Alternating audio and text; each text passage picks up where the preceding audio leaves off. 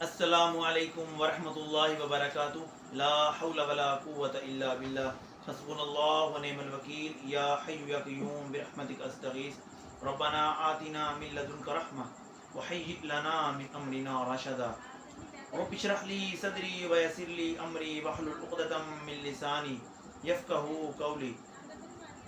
अम्मा बाद फ़इन्न खैरल हदीस किताबुल्लाह व खैरल हदी हदी मुहम्मदिन सल्लल्लाहु अलैहि व आलिहि वसल्लम व शर्रल अमूरि मुहदसातुहा व कुल्लु मुहदसतिन बिदअह व कुल्लु बिदअतिन दलालह व कुल्लु दलालतिन फिन्नार। अऊज़ु बिल्लाहि समील अलीम मिनश शैतानिर रजीम मिन हम्ज़िहि व नफ़्ख़िहि व नफ़्सी। बिस्मिल्लाहिर रहमानिर रहीम।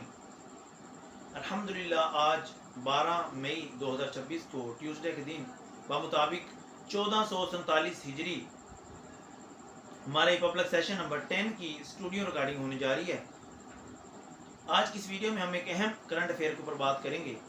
आपको पता है कि इस महीने के एंड पे ईद उल अज़हा होने जा रही है, तो लोगों के बहुत सारे क्वेश्चंस थे इस हवाले से कि कुर्बानी कौन से जानवरों की जा सकती है, कुर्बानी वाजिब है, फ़र्ज़ है, सुन्नत है, क्या है।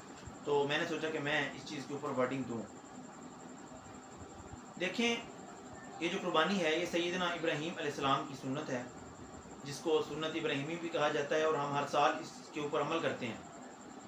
ये कोई फ़र्ज़ के ज़ुमरे में नहीं आती, अलबत्ता ये तकीदी सुन्नत है जिसकी तकीद की गई है। हर मुसलमान पे जो आकल हो, बालग हो और साहब हैसियत हो, साहब निसाब हो, उसके ऊपर ये तकीदी जो सुन्नत है वो ये परफॉर्म कर सकता है। सही मुस्लिम के अंदर हदीस मौजूद है कि नबी अकरम सल्लल्लाहु अलैहि व आलिहि वसल्लम ने इरशाद फरमाया कि तुम में जो शख्स भी कुर्बानी का इरादा रखता हो वो यकम ज़ुल्हिज्जा से 10 ज़ुल्हिज्जा तक, यानी कि कुर्बानी करने तक, अपने जिस्म से कोई भी ज़रूरी या गैर ज़रूरी बाल रिमूव ना करे। कुरान करीम फुरकान हमीद सूरह रूम आयत नंबर 13 में अल्लाह ताला फरमाते हैं, फ़ितरतुल्लाहिल्लती फ़तरन्नास अलैहा, कि अल्लाह ताला की फ़ितरत है कि जिस पे उसने लोगों को पैदा किया। अबू दाऊद के अंदर हदीस मौजूद है कि नबी अकरम सल्लल्लाहु अलैहि वसल्लम ने फरमाया कि इज़हा के दिन को अल्लाह ताला ने मेरे लिए इस हवाले से अहम दिन बनाया है कि मैं इसको बतौर ईद मनाऊँ। अल्लाह ताला का एक ख़ास तोहफ़ा है इस उम्मत के लिए कि अल्लाह ताला ख़ास बंदों के लिए ही ये ख़ास तोहफ़े होते हैं। उसी दौरान एक शख्स आया, उसने कहा, या रसूलल्लाह सल्लल्लाहु अलैहि वसल्लम, मेरे पास कुर्बानी के लिए कोई और जानवर तो नहीं है, अलबत्ता एक दूध देने वाला जानवर मेरे पास मौजूद है, तो क्या मैं उसको अल्लाह की राह में कुर्बान कर दूँ? आप सल्लल्लाहु अलैहि वसल्लम ने फरमाया कि नहीं, अलबत्ता तुम ये करना कि तुम कुर्बानी वाला दिन अपने ज़रूरी गैर ज़रूरी बाल रिमूव कर देना, मूछें पस्त कर लेना, नाखून तराश देना, और तुम्हें कामल और पूरी कुर्बानी का सवाब मिलेगा।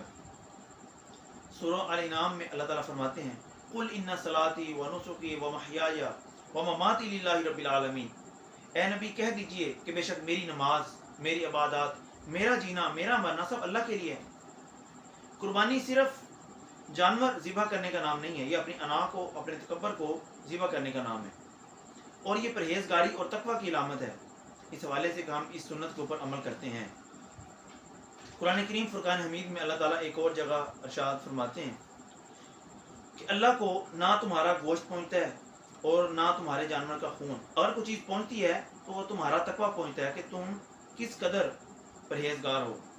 अब मेरे भाइयों, चलते हैं उस टॉपिक की तरफ कि वो कौन से जानवर हैं जिनको अल्लाह की राह में कुर्बान किया जा सकता है। कुर्बानी के वाले से सूरतुल इनाम में बहीमतुल इनाम की एक कैटेगरी बनाई गई है जिसमें 4 जानवरों का जिक्र किया गया है जोड़ों की शक्ल में। नंबर 1 बकरा या बकरी, नंबर 2 भेड़ या दुम्बा, नंबर 3 बैल या गाय, नंबर 4 ऊँट या ऊँटनी। ये 4 जानवर हैं जिसको बहीमतुल इनाम की कैटेगरी में फाल करवाया गया है मुहद्दिसीन के नज़दीक और कुरान करीम में। और बाकी रहा मसला भैंस का या भैंसे का, तो पहले 300 सालों में एक किताब लिखी गई है, किताबुल इजमा, जिसमें 765 इजमाई अकायद मौजूद हैं। तो जब ज़कात की बारी आती है تو मुहद्दिसीन ने भैंस को भी गाय की कैटेगरी में फाल करवाया है। तो जमहूर फुकहा के नज़दीक यही है कि भैंस की कुर्बानी भी जायज़ है। अगर कोई नहीं करता तो हम उसके ऊपर कोई शरई गिरफ्त नहीं करते, ना उसके ऊपर फतवा लगाते हैं इस हवाले से कि तुमने एक सुन्नत को छोड़ दिया।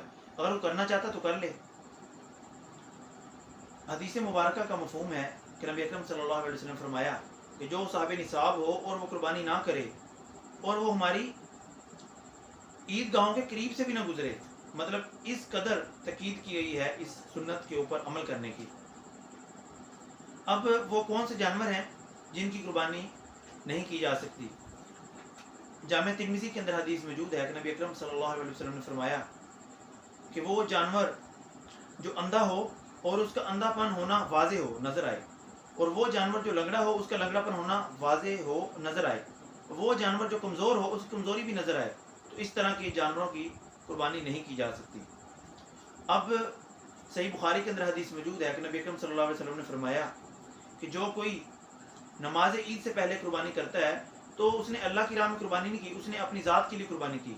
और जो कोई ईद उल अज़हा पढ़ने के बाद कुर्बानी करता है तो उसने अल्लाह की राह में कुर्बानी की और उसकी कुर्बानी इंशाअल्लाह कबूल भी होगी।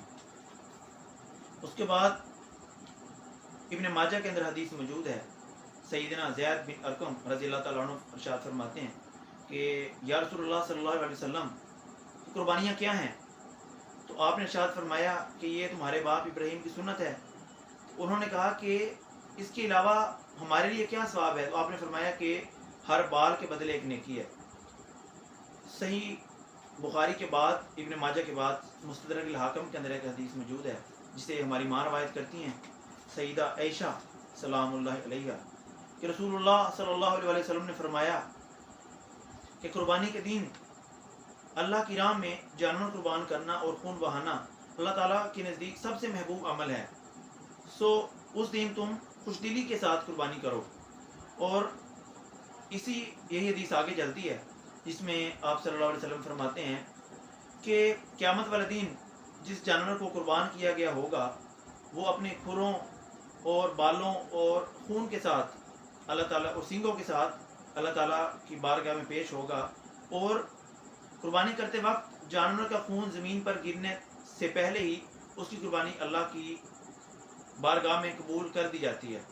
यह हदीस अल मुस्तदरक अल हाकिम में है।